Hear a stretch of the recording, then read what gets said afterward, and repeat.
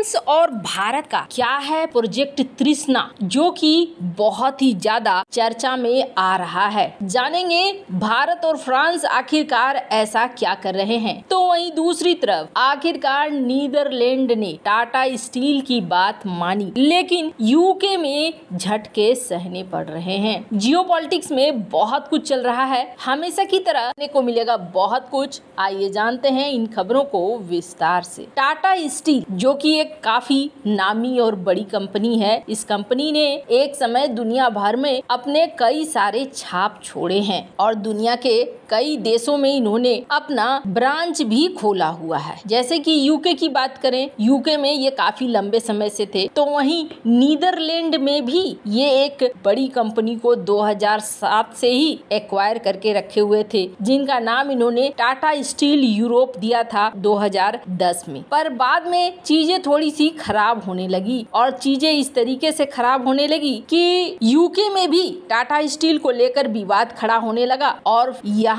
Netherlands में भी विवाद खड़ा होने लगा। नीदरलैंड में भी ये कहा जाने लगा कि यहाँ पर जो ठीक ये नदी के किनारे बसा हुआ है और इससे जो कूड़ा कचरा निकलता है, उसकी वजह से लंग कैंसर बहुत ज्यादा फैल रहे हैं। बहुत तरह की चीजें होने लगी कि कार्बन का उत्सर्जन बहुत ज्यादा हो रहा है और इस वजह से काफी सारा विरोध भी टाटा स्टील को देखना पड़ने लगा, जिसके बाद टाटा स्टील के ऊपर दबाव बनने लगा कि आप इसे मॉडर्न कीजिए। यही दबाव यूके में भी पड़ रहा था और यही दबाव यहाँ पर भी पड़ रहा था। नीदरलैंड के लोगों को डच कहा जाता है। डच ग्रुप ने यहाँ पर टाटा स्टील को ये कह दिया कि हम आपके ऊपर केस कर देंगे और अगर आप ये जो प्रोडक्शन है इसको क्लीन अप नहीं करते हैं तो पोल्यूशन फैलाने के आरोप में हम आपको यहाँ पर कोर्ट लेकर चले जाएंगे। जिसके बाद टाटा स्टील ने भी इस चीज को गंभीरता से लिया, सरकार से बातचीत करी तो सरकार ने रास्ता सुझाया कि आप इसे ऐसा बना लो कि कार्बन का उत्सर्जन कम हो। अब कार्बन का उत्सर्जन कम होने के लिए सारा का सारा इंफ्रास्ट्रक्चर ही बदलना होगा। जो चीजें पहले कोयले से चलती थी उन चीजों को इलेक्ट्रिक फर्नेस से चलाना होगा। सेम यही केस यूके में भी था और सेम यही केस नीदरलैंड में भी शुरू हो गया। नीदरलैंड के लोगों को भी अच्छा खासा यहाँ पर दिया गया था, पर इसके बावजूद ये कहानी आगे बढ़ गई। करीब 2000 लोग जमा हो गए और ये लोग टाटा स्टील के खिलाफ एक्शन लेने के लिए तैयारी में थे। जिसके बाद गवर्नमेंट से बातचीत हुई, गवर्नमेंट ने प्रपोजल रखा और गवर्नमेंट के प्रपोजल के बाद टाटा स्टील ने ये कहा कि आपसे हम पैसे चाहेंगे, अगर आप ये रिफॉर्म्स चाह रहे हैं तो आपको भी पैसा लगाना होगा। जो पैसा हम लगाएंगे पर उसके अलावे हमें सरकारी मदद भी चाहिए होगी। ये कुछ सुना सुना नहीं लग रहा है, ये बिल्कुल सुना सुना है। ये इसलिए सुना सुना है क्योंकि ऐसा ही डिमांड टाटा स्टील ने यूके के सामने भी रखा था, पर यूके नहीं माना था। यहाँ पर केस थोड़ा उल्टा हो गया। नीदरलैंड ने हामी भर दी। नीदरलैंड ने कहा ठीक है, $3.26 बिलियन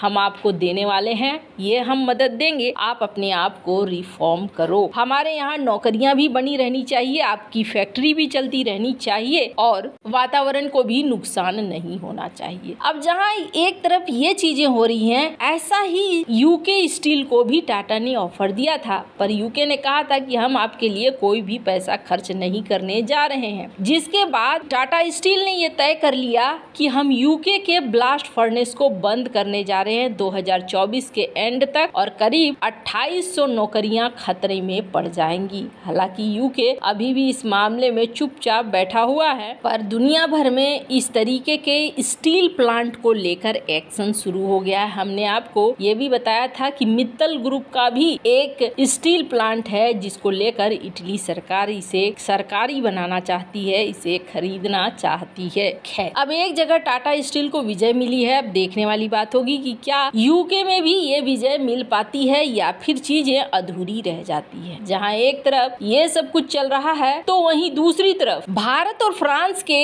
एक बड़े प्रोजेक्ट की खूब चर्चा हो रही है। भारत और फ्रांस अपना तीसरा जॉइंट प्रोजेक्ट पे काम कर रहे हैं और ये प्रोजेक्ट है जिसका नाम है सैटेलाइट मिशन है तृष्णा। तृष्णा पर जहां इसरो और फ्रांसीसी अंतरिक्ष एजेंसी CNES ये दोनों ही मिलकर बना रहे हैं एक ऐसी सैटेलाइट जो थर्मल इंफ्रारेड इमेजिंग सैटेलाइट होगी। अब इसका क्या काम होगा, तो तृष्णा के जरिए पृथ्वी की सतह की निगरानी करेंगे। इससे पहले इसरो और CNES ने 2011 में मेघा ट्रॉपिक्स और 2013 में सरल अल्टिका मिशन को भी अंजाम दिया था। इसरो के चेयरमैन के सिवन ने एक कार्यक्रम में कहा कि भारत और फ्रांस द्विपक्षीय अंतरिक्ष सहयोग, मानव अंतरिक्ष उड़ान समेत कई क्षेत्रों में प्रवेश कर रहे हैं। भारत सरकार ने अंतरिक्ष क्षेत्र में हाल में जो सुधार करके अवसर पैदा किए हैं, कई फ्रांसीसी कंपनियां उनका इस्तेमाल करना चाहती है। फ्रांस अंतरिक्ष में भारत का बड़ा साझेदार भी है और ये जो प्रोजेक्ट है, प्रोजेक्ट तृष्णा, इसे बेहद खास क्यों माना जा रहा है? क्योंकि ये क्लाइमेट को लेकर इंफॉर्मेशन देगा कि किसी क्षेत्र में कैसी स्थिति रहने वाली है।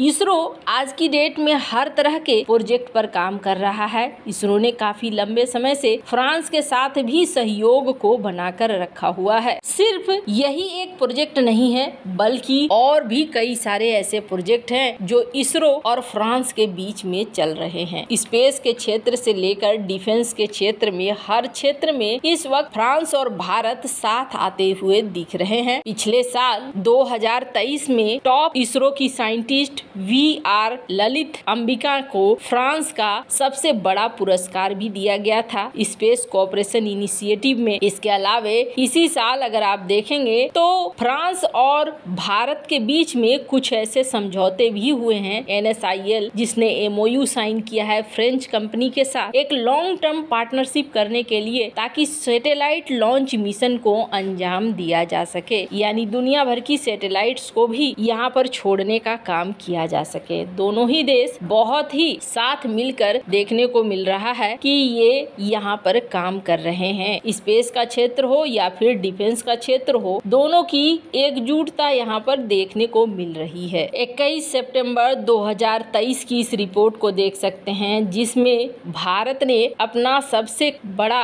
और सबसे भारी GSAT-11 को लॉन्च किया था फ्रेंच के गुयाना से। भारत और फ्रांस के बीच कई सारी चीजें हैं, लंबी साझेदारी के रूप में चल रही है। चंद्रयान मिशन के समय भी काफी हद तक यूरोप ने और यूरोप के ESA ने मदद की थी भारत की। तो साझेदारी दोनों ही देशों के बीच में बढ़ रही है और क्लाइमेट चेंज एक ऐसा मुद्दा हो गया है जिसमें कब कहाँ गर्मी, कहाँ बारिश और कहाँ पे चक्रवात आएगा, ये जानना बहुत जरूरी हो गया है। मौसम की भविष्यवाणी अगर पहले हो जाए तो होने वाली भारी क्षति से बचा जा सकता है। वैसे आपको क्या लगता है, इन सब मामले में आपकी क्या राय है? कमेंट कर जरूर बताएं। जल्द मिलते हैं अगले वीडियो में नई खबर के साथ।